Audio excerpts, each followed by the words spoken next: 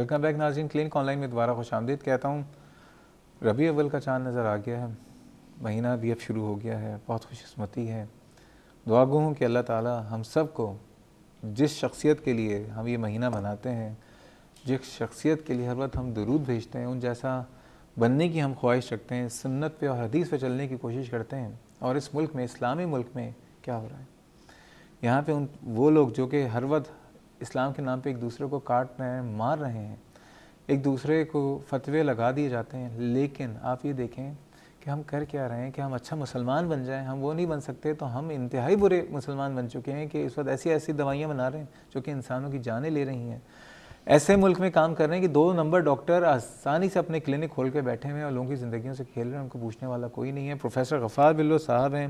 سر یہ بتائیے، جی ہمارے ملک میں جعلی جج کوئی نہیں بن سکتا، بن جائے تو ٹانگ دیا جائے گا، غلط بات ہے، بالکل بالکل، کیونکہ ایک بہت بڑا عہدہ ہے۔ جی جعلی جو ہے بریگیڈیئر کوئی نہیں بن سکتا، جعلی ڈاکٹر، جعلی دوائیاں بنانے والے، ان کو کوئی پوچھ نہیں رہا۔ لیکن سر اس سوال کا جواب کیونکہ میں تفصیلی چاہوں گا، اس وقت ہمارے ساتھ پاکستان فارماسیوٹیکل مینوفیکچررز ایسوسی ایشن کے صدر ہارون قاسم صاحب ہمارے ساتھ لائن پہ موجود ہیں۔ السلام علیکم ہارون قاسم صاحب۔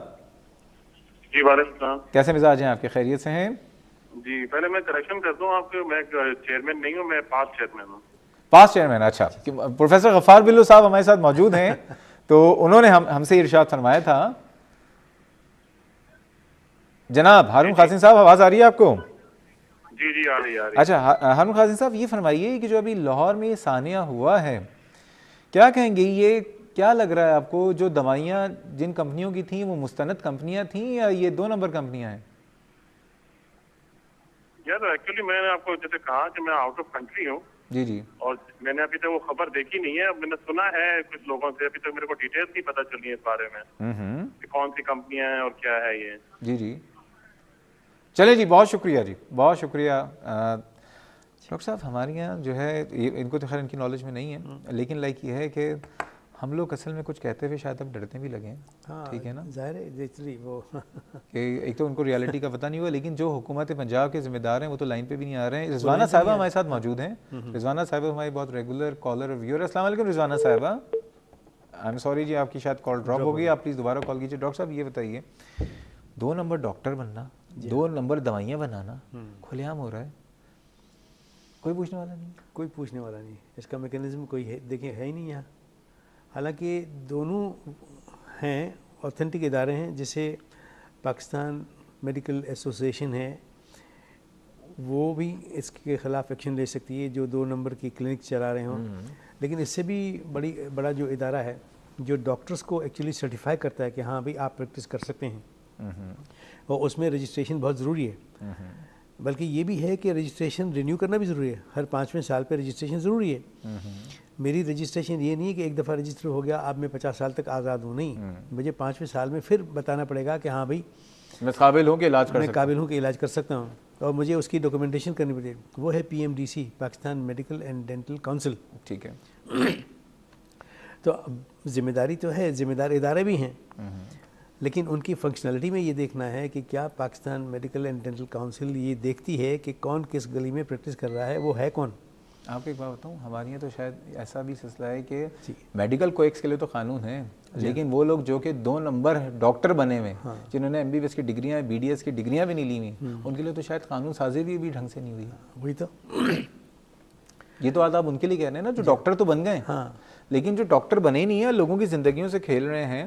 اب یہ دواؤں والا جو معاملہ ہے، آپ یہ بتائیے کہ جو وہاں پہ کارڈیولوجسٹ ہوں گے، انہوں نے تو دوائیاں وہاں پہ ریکمینڈ کر دی، بالکل ریکمینڈ، ان کے تو فرشتوں کو بھی نہیں پتا ہوگا کہ ہمارے یہاں، لیکن یہ ایک ایڈمنسٹریٹو معاملہ ہے، ٹھیک ہے۔ اب یہاں پہ آپ کے خیال میں کیا فالٹ ہوا ہے؟ جو آپ نے ایک بات کہی تھی کوالٹی کنٹرول میں کنٹیمنیشن ہوئی ہے، یا کوالٹی کنٹرول ہی نہیں رکھا گیا؟ یا تو کوالٹی کنٹرول مینٹین نہیں کیا گیا، یا تو نمبر 2 مینوفیکچررز ہیں وہ بناتے ہیں۔ بھئی جس ملک میں بچوں کی دودھ میں ملاوٹ لوگ کرتے ہیں، وہاں آپ کیسے سوچتے ہیں کہ وہی لوگ دوائیوں میں ملاوٹ نہیں کریں گے؟ اور جو اگزامپل میں نے آپ کو دیے ہوئے، ابھی تو میں نے 1-2 اگزامپل دیے ہوئے، جس میں تھائروکسین کا بھی اگزامپل دیا، فینوباربیٹون کا دیا، ویلپریک ایسڈ کا دیا۔ اس میں تو مجھے خود پتہ ہے، ہم خود دیکھتے ہیں روزانہ کہ سب سٹینڈرڈ ڈرگز آ رہی ہیں، ہمیں کہنا پڑتا ہے کہ فلاں جگہ سے ہی آپ لیں، فلاں مینوفیکچرر کا ہی لیں۔ تو ایتھیکلی صحیح نہیں کہ ہم مینوفیکچر کے نام لیں. اچھا ڈاکٹرز لیتے ہیں کیا؟ تو اب یہ دیکھیں یہ سب اسٹینڈرڈ ڈرگ ہوتے ہیں, ہمیں پتہ چلتا ہے کہ ہاں اس کا لیول صحیح نہیں آیا, وہی بچہ ہے, وہی ایج ہے, وہی ویٹ ہے اس کا, وہی ڈوز ہم نے پھر دیا اور اچھی دوائی کا دیا تو لیول صحیح آ گیا.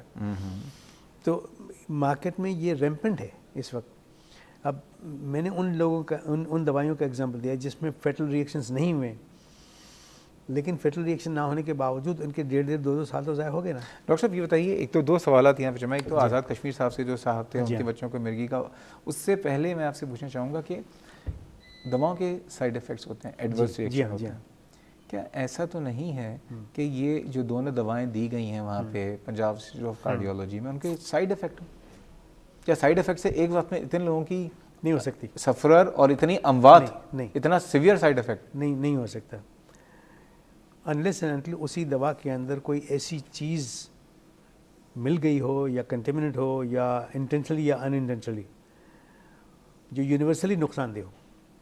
جب تک یونیورسلی نقصان دہ نہ ہو تو وہ سب کو نہیں کرے گی. مثلاً یہ ہے کہ جب جس دوائی کی میں نے نام لیا کہ وہ مرغی کی اچھی دوا ہے, لیکن اس میں بھی ہمیں پتہ ہے کہ 2% لوگوں میں ان میں لیور ڈیمیج ہو سکتا ہے, لیکن وہ اتنا کم ہوتا ہے کہ ریورسیبل ہے.